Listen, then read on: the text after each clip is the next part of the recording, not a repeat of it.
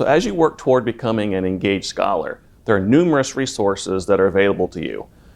Here at the Office of Engagement at Purdue University, one of the tools that we find particularly useful are logic models.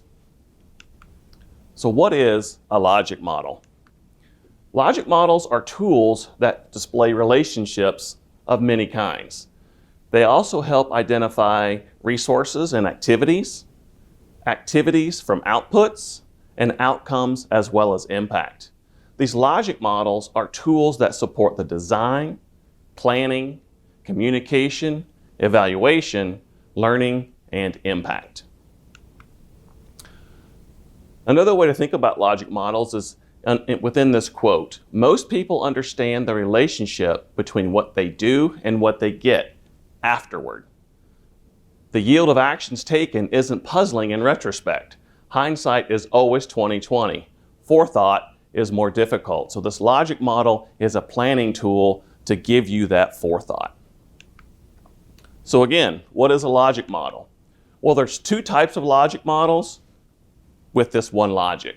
There's a theory of change logic model as well as a program logic model. And I want to spend a little bit of time talking about the salient differences between these two types of logic models. If we think about the theory of change logic model, there is no time frame. They have very low detail, very few elements. They're graphical in their display, and they present a very general outline. Now, if we think about a program logic model, they have a very specific time frame, very high detail, numerous elements.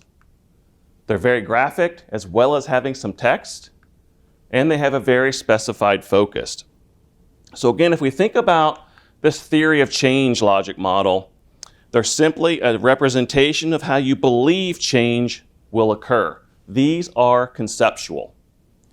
The program logic models have detailed resources, planned activities, and their outputs, outcomes, and impact over time reflect intended results. Program logic models are operational. So let's take a look at an example theory of change logic model.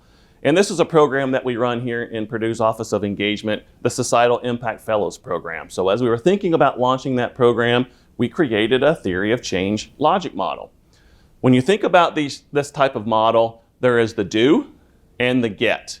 So within the do, you can have a series of parts. So part one in our program has a series of tools, which are workshops, webinars, developing evaluation plans, integrating societal impact into your research proposals.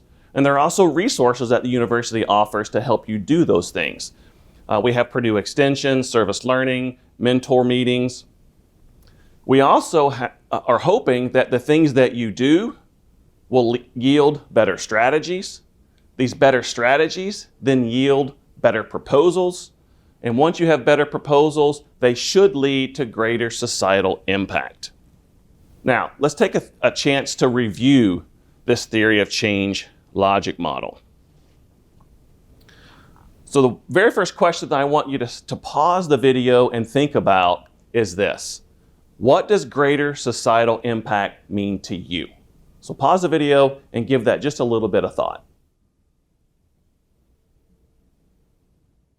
So the purpose of that exercise is to think about how we framed this theory of change logic model. So I ask you, what does greater societal impact mean to you?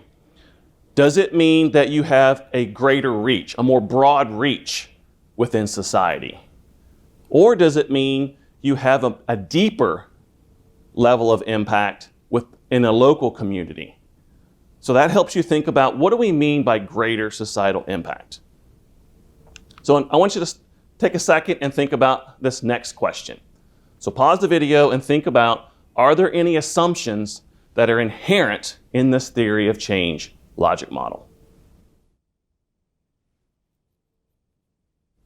Okay, let's talk about a couple of assumptions that you may have come up with. One assumption is, what does better mean? Does better mean greater? What does it mean? Another thing you might think about is all of this greater societal impact is the lack of societal impact due to lack of understanding of how to do that. Hence the development of this workshop series. That's an assumption, is that the reason that faculty and staff aren't enhancing their societal impact is because they don't know how to do it. That is an assumption. So let's think about another question that we would want to consider when reviewing our theory of change logic model. Does the model clearly show relationships of strategies and results? Does it have that relationship, those connections? So take a minute, pause the video, look at the logic model, and see if it shows these relationships between strategies and results. All right, so what did you think about the relationships between strategies and results with this particular logic model? Was there anything that was omitted, that was missing, that we need to consider? What about the rewards or value? Could that be a reason why faculty and staff aren't utilizing better strategies to enhance their proposals, to enhance their societal impact, because they don't feel that that would be rewarded within the academy, or that there's no value in societal impact? Again, are there other factors that you need to be thinking about or addressing in this theory of change logic model? Because the theory of change logic model is then the basis of developing that operational program logic model. So here again is a different graphic representation of these two models. On the top, we have our theory of change logic model. We have our do, our get. So within the theory of change, we have some strategies and we have some results. Again, it's very general, just to start getting us thinking about how can we operationalize these conceptual ideas of our change.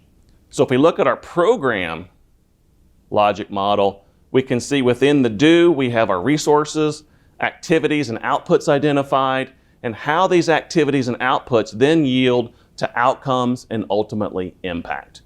So I want to spend the rest of today's professional development video really focused on a deeper dive into that program logic model.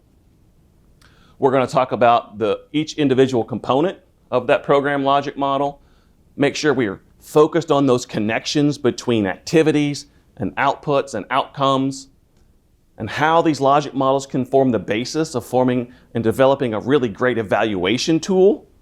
And then we'll finish up the professional development video here focused on some common pitfalls that you might want to try to avoid.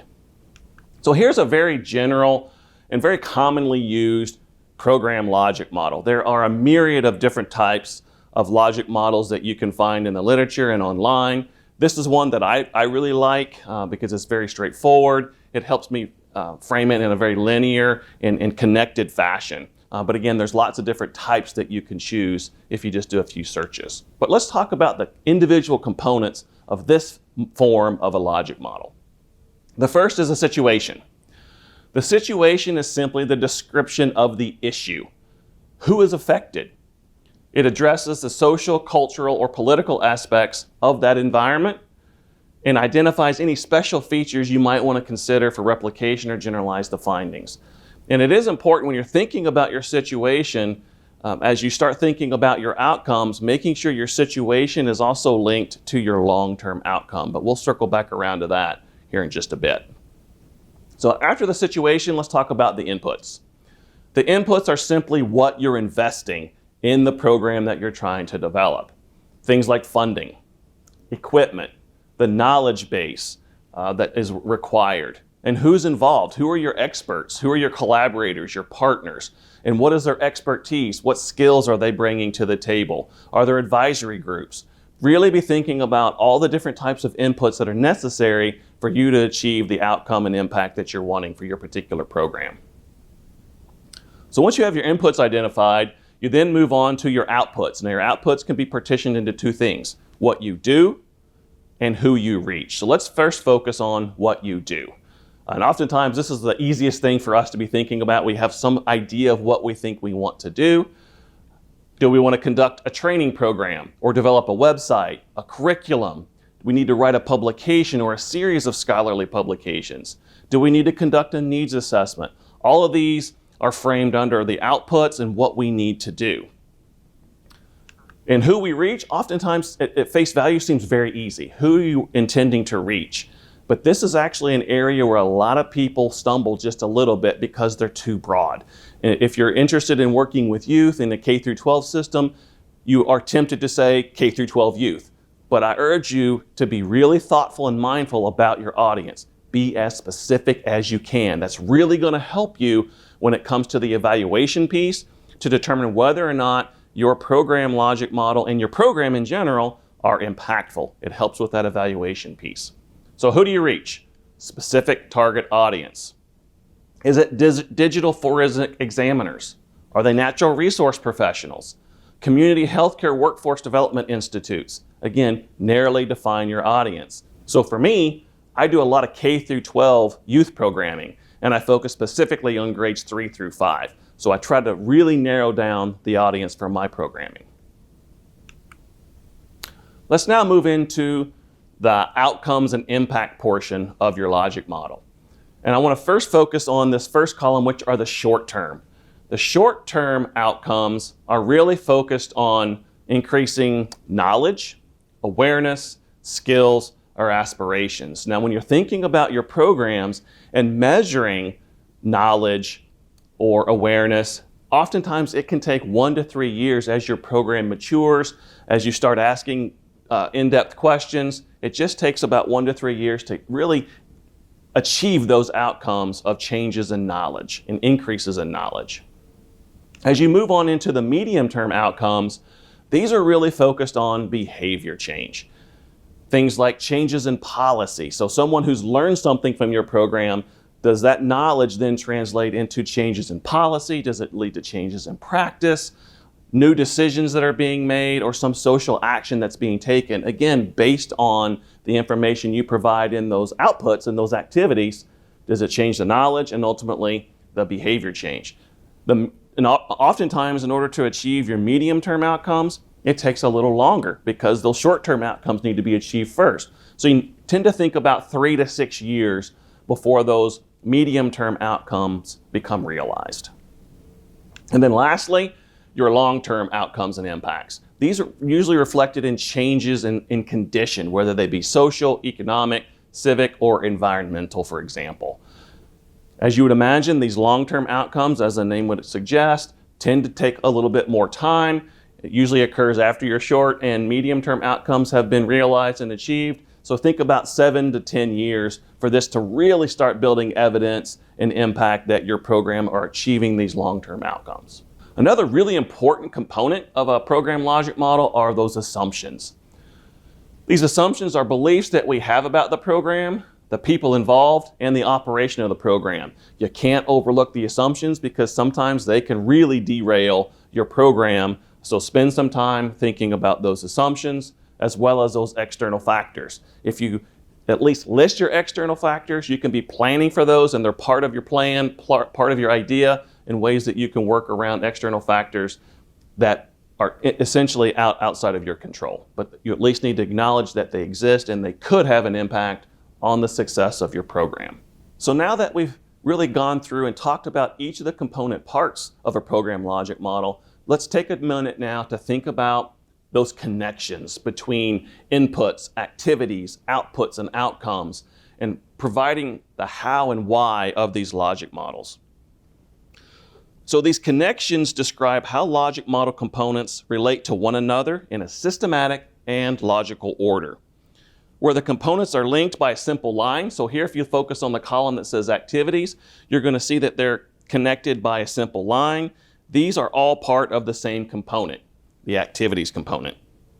Now if you look in the outputs, you'll notice that the arrows show how components affect each other, the how, and their expected outcomes, the why. So in other words, these directional connections portray the changes that are expected to occur after a previous activity has taken place and as a direct result of it. So what I'd ask you to do now is take a moment, look at this logic model and how those simple lines are connecting, how the arrows are connecting, and see if you believe this to be a logical and chronological sequence of events that help explain the how and why within the context of the CDC funds and their outcomes.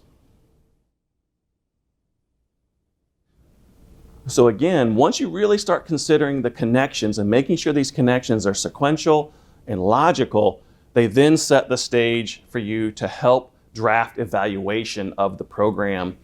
So these logic models help clarify these critical components, linkages within a project, and how those linkages can then focus on evaluation to assess the impact of the program that you've just been focusing on developing.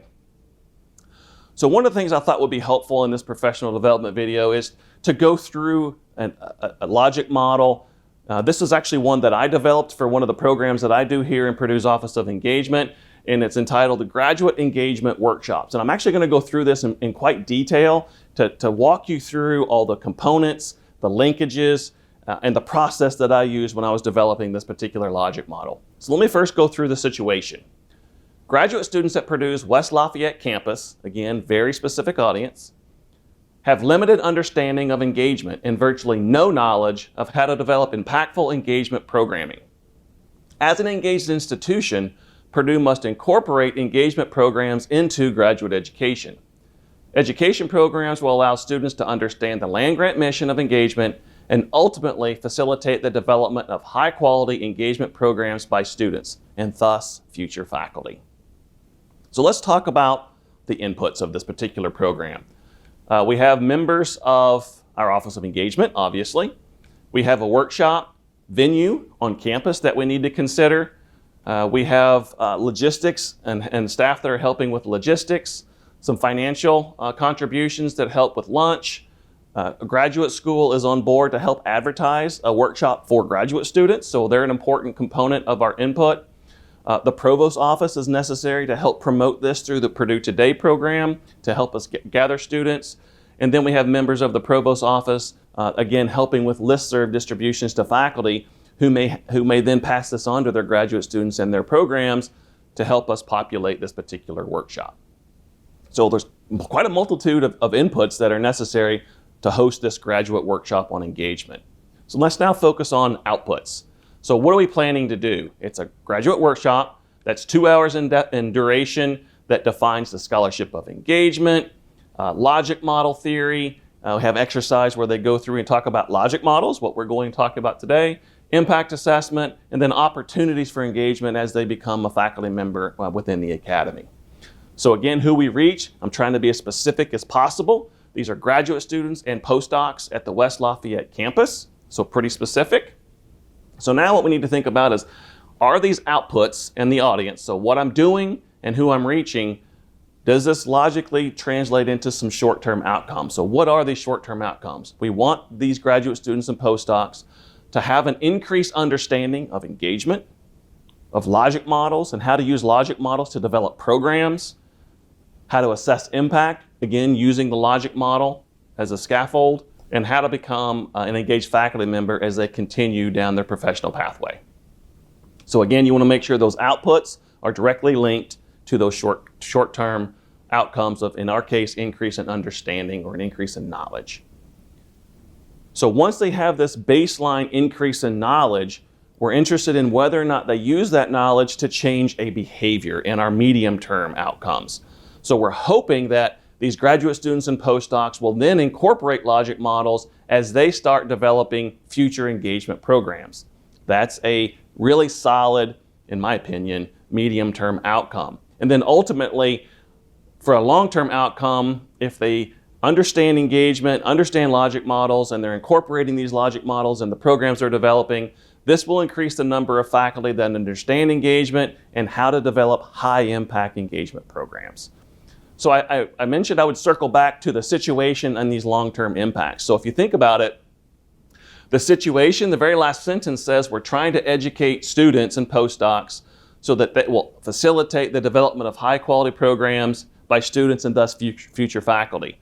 So if you think about our long-term outcome, it's directly linked to increasing the number of faculty that understand engagement and develop high-impact programs. So again, even the situation and long-term impact need to have some connections, some linkage to make a fully functional logic model. Now, one thing I will point out, when I'm thinking about developing programs from my perspective, oftentimes I start with the long-term outcome and I work backwards. So I draft a situation, I try to make sure my situation is connected to my long-term outcome.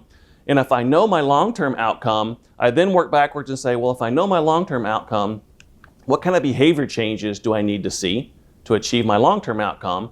And in order to achieve these behavior changes, what kind of knowledge do I need to impart among my participants? And who are my participants? And what do I need to do with those participants to get them to achieve all of those outcomes that I've just identified? So it's not uncommon to work backwards from starting with a long-term outcome and work toward those activities and audiences.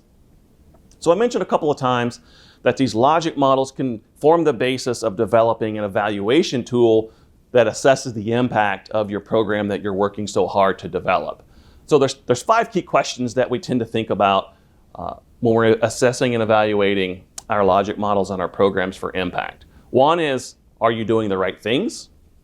2, are you doing things right? 3, what difference is it making among participants? Think about those outcomes. What difference is it making across the academy?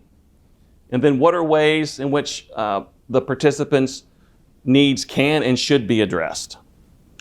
So let's go back to our logic model example that we just covered and think about these various questions and map them onto our logic model. So I'll give you a second here to pause and catch up. So let me go through each of these questions in succession. So question 1 is testing whether or not these connections across the logic model are being addressed. The overall effectiveness of the selected strategies related to their respective actions. So question 1 is completely across the logic model. Now question 2 is examining the implementation, the sequence, and the quality of activities. Am I doing things right? So I'm assessing those relationships and those connections. Questions 3 and 4 are really focused on the extent to which outcomes have been achieved. These are summative assessments. So are those outcomes becoming achieved? Now question 5, much like question 1, is spanning the entire logic model. Questions 1 and 5 are essential to improved effectiveness. They're formative types of assessments, thinking about the connections with the situations. So question 5 spans across the entire model and focuses on the whole model to surface program needs. Okay, so questions 1 and 5, entire model. 2 is focused on whether or not we're doing things correctly. 3 and 4, are we able to evaluate using summative evaluation of our outcomes? Now, I also want to provide an opportunity for you to pause the video again, think about that logic model we just covered, and I've developed a logic model rubric, and you can find this rubric in the exact same link just below the link to this video on the Office of Engagement webpage. So if you want to take a moment to download that rubric, you can then spend some time going through that rubric on the logic model that we just covered and use that rubric as a tool to help you develop your own logic model for the programs that you're going to be developing in the future. So hopefully you found that rubric to be helpful, and you can use it not only to evaluate the logic model that we just talked about, but also if you have a rubric, you can be thinking about that as you start developing a logic model, whether it be conceptual or program logic model for programs you're developing in the future.